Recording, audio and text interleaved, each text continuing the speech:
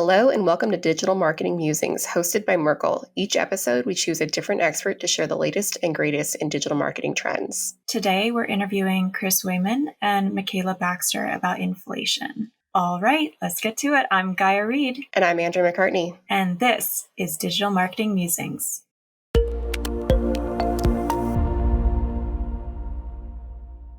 Welcome back to Digital Marketing Musings Season 2. Today, we're joined by Chris and Michela to talk about a very important topic, inflation. Chris leads the promotion, loyalty, and messaging business at Merkle. He's actually a rebound to Merkle's been here combined for 10 years, and he's been in the digital marketing space for 20 plus years. Michela Baxter is a VP in Merkle's Experience and Commerce team, focusing on loyalty strategy with a decades-long passion for customer engagement and loyalty. Welcome to the show, Chris and Michela. Thank you. Great to be here. Thanks for having us. Okay, so like I said, this is a very important topic, especially for so many businesses right now. Quick recap of where we're at with inflation in the U.S.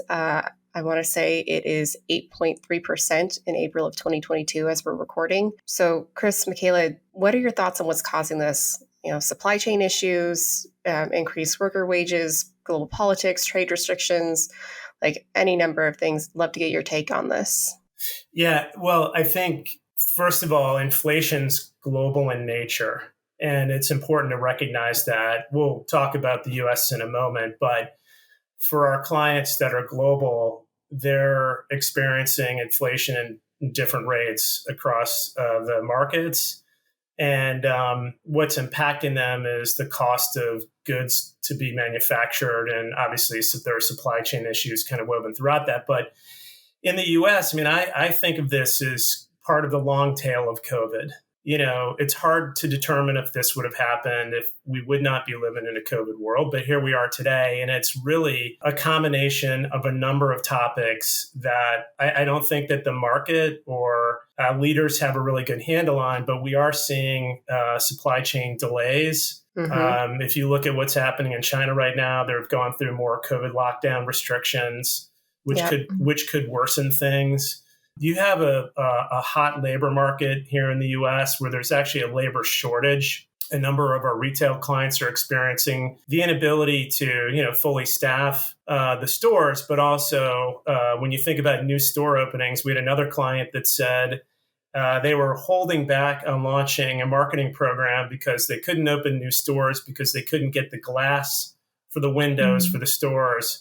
So you've got labor shortages kind of throughout the market itself. Clearly, Ukraine is on everybody's mind, which is a horribly unfortunate situation. That's, mostly impacting Europe, but is certainly unsettling everybody based on what Putin's saying. You have trade restrictions and tariffs that remain in place globally, not necessarily preventing free trade, but making it harder for the supply chain to work. And you have increasing interest rates. And so, this is not something that any of us have had to deal with in a long, long time. Right. And, there's been a lot of mixed messaging on interest rates from the Fed, but the Fed came out a couple of weeks ago and said that they may need to go neutral with inflation to slow inflation down. And so if we're at 8%, you know what that means, right? It's going to increase. A dramatic turn from what it has been.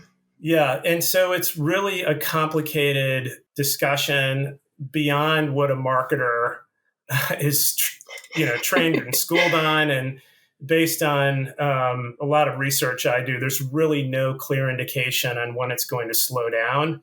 I will say that it looks like, so Friday the 13th was last week, it looks like there was a correction in the stock market as well. Which is not a sign of necessarily the economy slowing down, but it is kind of resetting particularly high corporate valuations. Right. And that starts to lead into how it, is impacting brands and the companies that we work with. So you've already touched on a few ways that this is affecting especially our clients' businesses, but are there other ways or considerations that we're seeing this play out across the Merkle client set? Well, there absolutely are lots of impacts. So if you think about this topic of low, medium, and household income levels, at the low and medium household income levels, you really have what's called wage inflation, right? So you've had a particularly hot job market, but for most Americans who buy things like consumer goods at the grocery store, gas, or are thinking about a major purchase like buying a home or a car, what's essentially happened is you've really got this triple whammy where gas is significantly increased. So if somebody's driving to work every day, that's a hit to their pocketbook. The price of food in stores has increased, largely not from what we can see because brands are taking advantage of that. It's just the price of things like fertilizer are 4 times they used to be, which is really changing how things are being produced. And rents have increased. So, there's a story, a friend of mine who has a 2-bedroom apartment, their lease is about up, 2-year lease, and they were paying, $2,000 a month. Well, the landlord just increased the new rental price to $2,900 a month. So if you really, wow, if you combine all of that and you add it all up, there's some research that indicates that, people they're seeing this, this buying power of their dollar go down by about 5,000 or 6,000 a year, which is a big number. So it's impacting our clients in different ways. I think again on the brands that are producing items that are in those categories, just to stick with those, they're not able to increase prices quickly enough, which means that they're experiencing certain cuts in marketing budgets and or the pressure to produce return on marketing investment for marketing activities is really, really heating up quite a bit.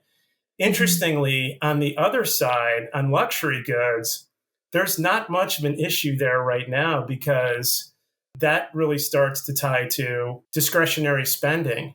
And so for higher household incomes or for people who want that luxury item, brands really aren't seeing much of an impact there. So it's really interesting right now in how we work with our clients and advise them on their marketing programs.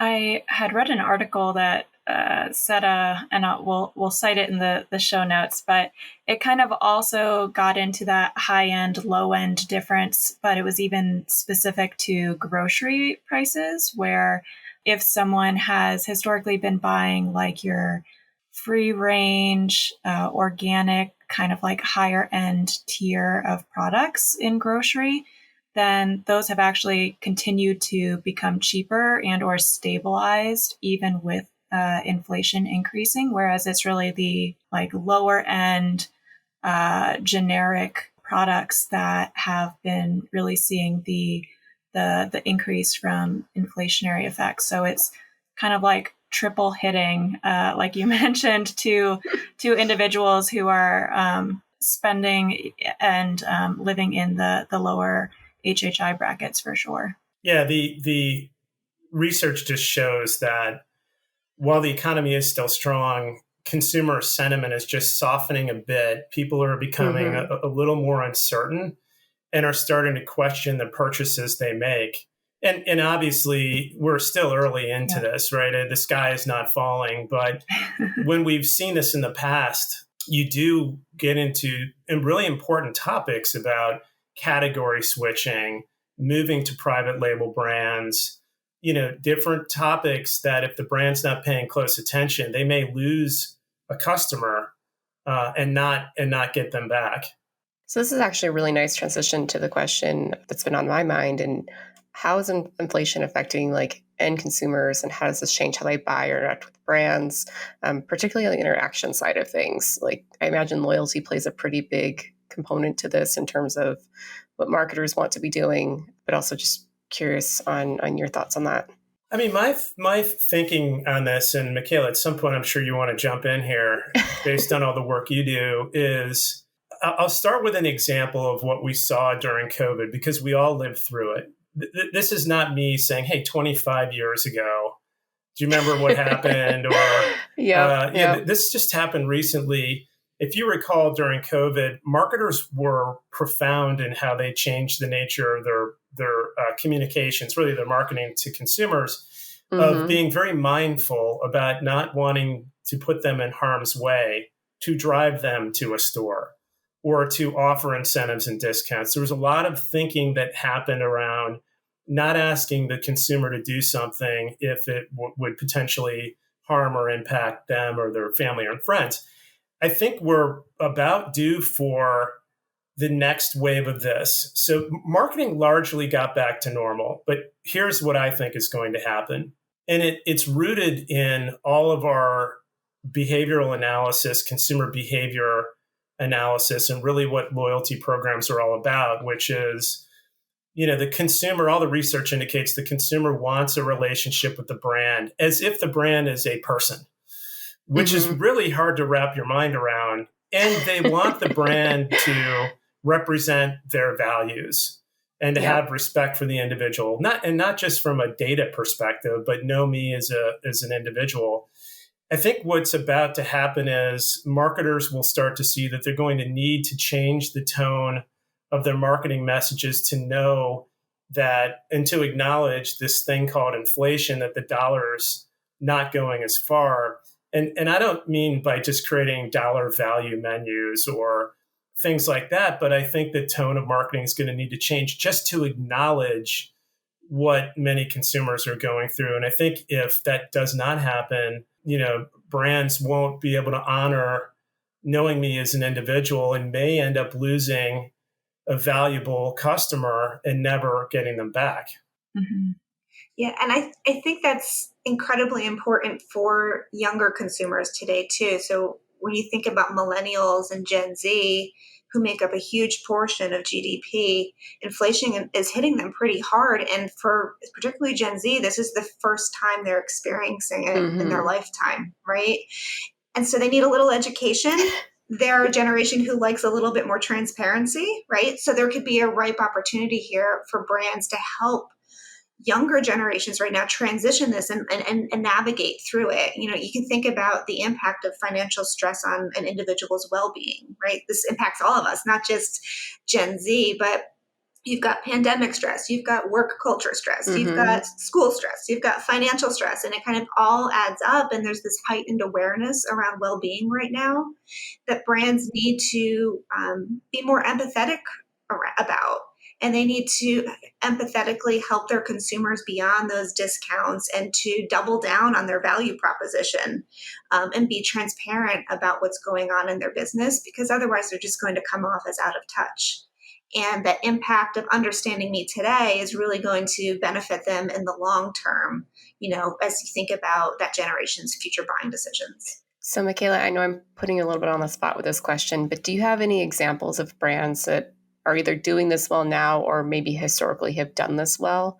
Just trying to add a little bit of color and make it a little more tangible for our listeners. Yeah, I mean, the example that I love, and it's from a year ago, so it's not apples to apples to today's dynamic, but Starbucks, they're known for their seasonal promotional games, usually focused around holiday and summer seasons. And last year, they launched a promotion focused in April, focused on their plant-based initiatives and earth-friendly campaigns that were happening within their stores. And their customers loved it. Like, the TikTok videos were incredible. The engagement around this program was through the roof. And it was, it was a game, and there was all these educational components around Starbucks initiatives in it as well. But it really helped build those, Chris talked about the values, right? It helped build those values-based bonds with the business, while also supporting getting more people in the stores, right, more frequently. So there doesn't have to be this trade-off between brand and customer values and sales. And I think that's what we're seeing a lot. Very cool. Thank you. That was great. And I think just to add to that a little bit, I mean, the thinking or the thought process should be for a marketer, how do I start to engage the consumer with a portion of my marketing strategy and learn from this and understand what consumers react to and what they don't? So I think what Michela and I are saying is don't change the entire marketing strategy, right? That's not a good idea. But there does need to be marketing execution that is not directly tied towards revenue generation and is tied towards communicating those brand values and aligning with the consumer, the sooner marketers start to try that or to work through that, the better off they're going to be. And it can be a little uneasy to do that. So it takes some brave marketers, but make no mistake, ignoring that and not developing those competencies and making that part of the marketing strategy is just going to make matters worse because the trends speak for themselves. And I feel like you're teeing me up to really ask this question too of like, you've already acknowledged that in this time of a lot of cost pressures, a lot of brands are cutting back on media or other advertising or marketing spend in general just to decrease their expenses. What would you say to one of those brands in terms of why is customer loyalty like an even more important thing to invest in during this kind of period of uncertainty? And how does that play out in terms of the impact short-term and long-term? Yeah, that's a great question. I believe that loyalty, or what we call loyalty experience, really became well understood as a result of COVID, which I hate to keep bringing that back up, but we learned a lot of lessons. It's a big thing. So I think for people who aren't really familiar with loyalty programs or who think that they know what they are, there are transactional loyalty programs. It's great where you've trained the consumer to volunteer a certain amount of information to receive certain financial benefits. Loyalty programs are really about lifestyle. It's about providing value to the consumer that's beyond price itself. It's about, I think, identifying and amplifying what's authentic about the brand and reminding that individual throughout the moments of the journey why the consumer chose the brand in the first place. So I think it's more about how brands should engage in loyalty. And I would recommend to just throw away, put it in a balloon and let it go, that loyalty programs are these siloed programs that kind of sit alongside the Salesforce and Adobe and Braze and other platform stacks. And they get integrated into the data lake or the customer data strategy, but they're kind of off to the side. Dispel of that notion, because Forrester will say a loyalty program is the overall experience that a consumer or customer, B2C or B2B, has with a brand throughout every interaction. It's the sum total. I think it's more humanistic than that. At least what resonates with me is that a loyalty program is a representation of the brand values to the individual, and that needs to be woven through all experience and marketing execution. So instead of loyalty just being kind of a siloed program, it needs to be thought of in terms of woven in as the red thread, cross-platform, cross-cloud, where we're engaging the consumer, but we're capturing valuable first and zero-party data, and we're hydrating the data lake and really informing the customer data strategy. It's important to start to make that shift because loyalty has been around for a while. A lot of people have preconceived notions of what it is, but it has changed quite a bit. And because we have all of these marketing technologies available, different campaign tools, personalization, journey optimization, clean rooms with AI and ML coming in to the fold, we really need to be thinking more broadly about how the loyalty interactions, we harvest that data and improve the overall customer experience. I hope that answered the question, but it's much bigger picture thinking. And I think for many marketers who don't control all marketing and technology spend, that's a pretty big hill to climb. And, it takes some time to do that, but bringing that thinking into the business, making sure that even promotions that drive down acquisition costs and help drive acquisition to the database, those capabilities really need to be thought of as data as the black gold, and allowing the data scientists and the CIO's team and the marketing team to really leverage the investment they've made over the years in marketing tech stacks and campaign tools. So it's hard to wrap your mind around, but I would just recommend kind of start to expand your thinking in that area. Yeah, and I like to think of loyalty program or loyalty in general as trust builders and that strange thing called a brand relationship that Chris mentioned earlier. Like, really, it's not just about delivering an incentive, it's about having a mechanism to consistently and reliably deliver rational and emotional values to consumers. And once you're able to do that, that's when you can build those deeper brand connections to get to that ultimate brand loyalty outcome that you're ultimately trying to achieve, not just a discount focused incentive, basically. So maybe this is a good summary of what I'm hearing from both of you, and you can correct me if I'm wrong, but during a point of uncertainty when companies may not really be able to compete on price, this is the time to focus on building customer trust during a holistic perspective in terms of a customer loyalty program, and see a lot of the point of it during that time to collect data on your customers and what's important to them. Would that be an accurate summary? I think so. I think, yeah. No, we're both in full agreement.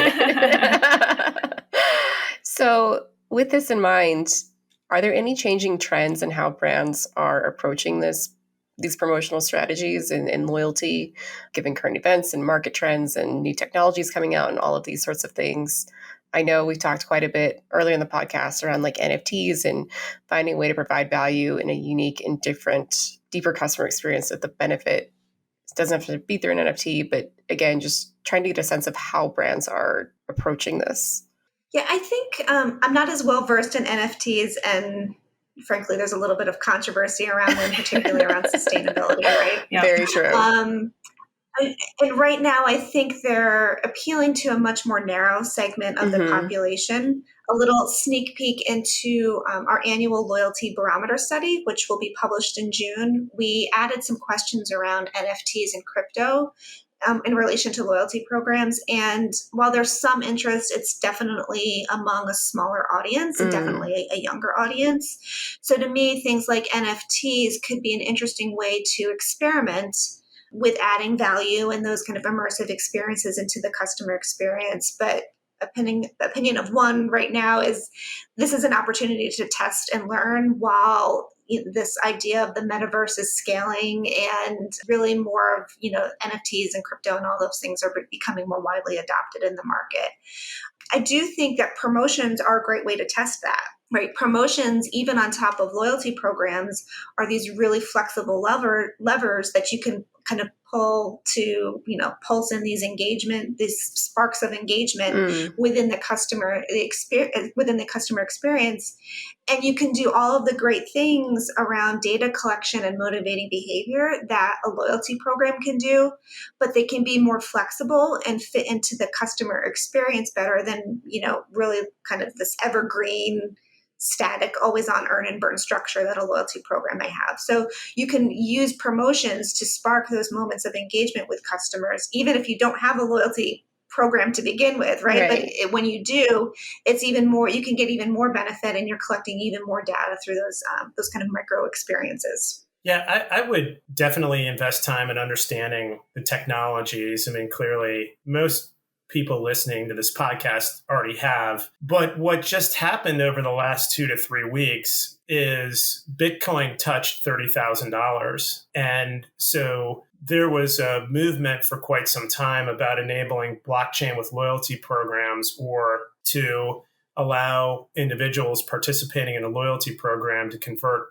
the value of the brand's points to crypto. And I think all those are important to think through, but what we just witnessed is a decline in crypto. So if I'm a consumer and I converted 100 points worth something to crypto, those points are worth 60% of what they were before. So, I think I agree with Michela. I would absolutely look for opportunities to test through things like promotions. So they're presented in a certain way. Consumers can be excited about it. The consumer can learn and engage with the brand.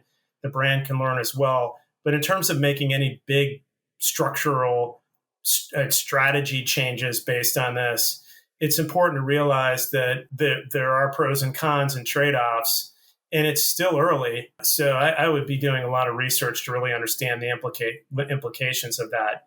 The one thing that is coming is really Web3 Right. and the continued importance on consumer data privacy. And Right. so I wouldn't be surprised at all if over time we see progressive profile opt-in happening, whereby it's easy to ask someone to register and to acquire them in exchange for some value.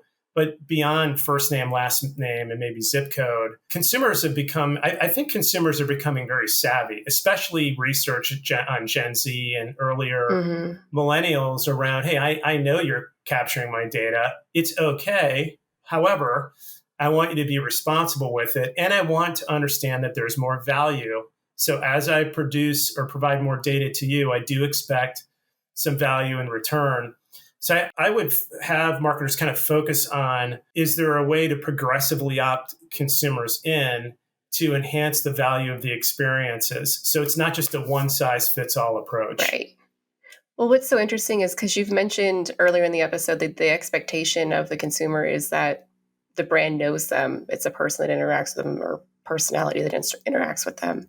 While at the same time, we're being hit with the Web3 privacy sort of conversations at the same time, putting a lot of pressure on marketers to be really savvy with how they're using the data and collecting the data, which is just such an interesting intersection that we're at right now. It's going to, I think, have a profound impact on how well brands architected their customer data strategies and connected the marketing platforms and campaign tools to it. Mm-hmm. Because it's not slowing down, and in fact, we should be excited about it as marketers, because there's this word that's personalization's been around for a long time, and I think it's actually out of vogue now. But the reality to it is it is the ability to have the data in one place, having gathered that data in a compliant way, and ultimately using machine learning and AI to start making some decisions on how to communicate to the individual, which involves the full stack. It's not just promotions and loyalty, it's messaging, commerce, service, the list goes on and on. So it's actually a really exciting time, but it does mean we need to put all that technology to work. Right. And we need to make it happen. Right. Yeah, and to call back to the barometer report, the loyalty barometer is an annual consumer study that we do, and we're seeing what Chris just described in those results as well, where consumers seem to have an expectation around personalization, and brands need to really up their game in terms of sophistication and how they're using technologies in order to deliver more relevance, because it's an expectation now. It doesn't seem to be moving the needle in terms of a business driver as much as it did, even 3 years ago when we were looking at at consumer sentiment around data sharing and personalization. And for any listeners who have gotten to this point in the episode and they're like, hold up, I need more information on NFTs and Web3, go back and listen to our last 3 episodes, because we've got 2 on the metaverse and Web3 and 1 on NFTs. And I think those would be a great lead into this conversation as well. Very much so. So kind of wrapping up this episode, outside of loyalty and promotional offers, are there any other things that brands should really be keeping in mind when dealing with a high inflationary period, whether it's, channel specific or just from an overall business strategy perspective? I would just say that that's a really hard question to answer, because it's almost like we're asking for the crystal ball. But here's the one thing that we just see over and over. When the brand or the marketer can be more transparent with your partner, and when you can create an environment where your partners work together, we're going to get you better results. If the marketing continues to be siloed for whatever reason, even if we don't want it that way, we're decelerated a little bit. So what I would say is, now is the time when you need your partners the most, and you should hold us accountable to delivering outcomes and giving you good advice. And we should also be very collaborative, not only with your business and the different stakeholders of the brand, but with other partners as well. So I would say the more we can link the marketing together, social, messaging, loyalty, commerce, D2C, the better off we're all going to be. So just do what you can to encourage those introductions across the partners and foster a collaborative working environment, because you'll be really surprised at how far we can take things and how quickly we can advance. And for those brands that are already doing that, thank you, because it really allows us to produce our best work and really experience the best results for you. Chris and Michela, thank you so much for joining us today and sharing your expertise on inflation and promotions and loyalty. Definitely appreciate y'all joining our podcast today. Thank you. Thanks. That brings us to the end of this episode of Digital Marketing Musings. If you have an idea for an episode for our 2022 season, we would love to hear it. Just drop us a note at digitalmarketingmusings@merkleinc.com. And of course, don't forget to hit that subscribe button and rate and review our show. It helps others find us. And of course, please tell a friend. This episode was produced by Merkle with sound and video editing by Craig Zagurski. Our team includes copywriting by Annika Schließman, graphic design by Garrett Rubel, website support by Janisa Meeks, and social media and promotion by Gina Astrop and Andrea Ratner. And of course, tune in next time as we continue our gaming series with an episode on gaming creative. Until then, I'm Andrea McCartney. And I'm Gaia Reed. Bye.